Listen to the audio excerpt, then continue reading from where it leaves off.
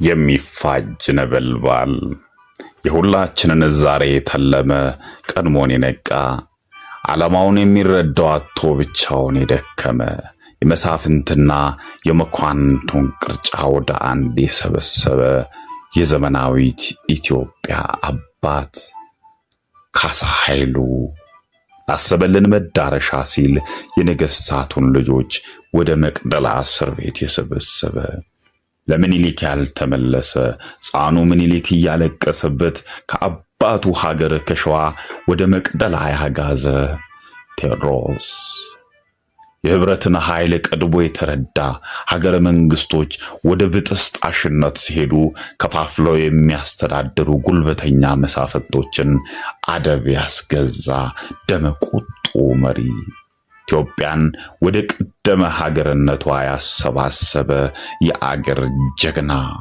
የሞቱለት ወንድ አንድ ነበረ የተባለለት ሰውየው ከነገስታት ዘር ያልተወለደ ነው። ሰውየው የዓላማ ሰው ነበረ። ሰውየው በሰው አምሳል ያለ መብረቅ ነው። ከመቶ ዓመታት በኋላም ስሙ ሲጠራ ያገሳል።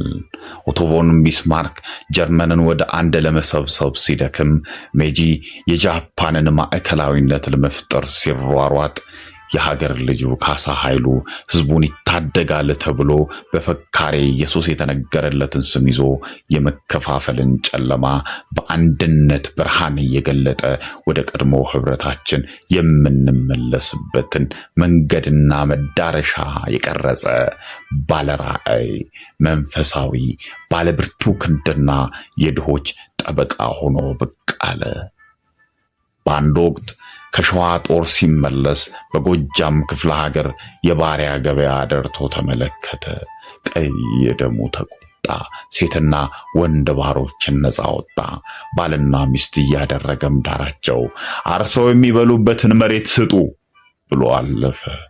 የኢትዮጵያ ፖለቲካ የቀበረው እሳት የሆነ መሪ፣ ለስርዓት የደከመ ቀድሞ በስሎ ያቃጠለው ሰው፣ ሌሎች መከፋፈልን ሲያዩ ህብረትን የሚያይ አይን ያለው ንስር፣ መሳፍንቱ በወቅቱ ምቾታቸው ደስታቸውን ሲያሳድዱ ህዝቡን ሊታደግ ከጫካ የተነሳ አንበሳ ካሳ፣ ጥበብና ስልጣኔን የተጠማ ትሑት ሰው፣ ራሱን የእግዚአብሔር ባሪያ የኢትዮጵያ ባለ እያለ የሚጠራ ለእውቀት ለጥበብና ስልጣኔ ጥማት የነበረው ስላልተባበር ነው ያጣነው ሰው ካሳ ሲብሰው እንዲህ ብሶቱን የከተበ የአገሬ ሰው ስርዓት ይኑርህ ብለው እምቢ ብሎ ተጣላኝ።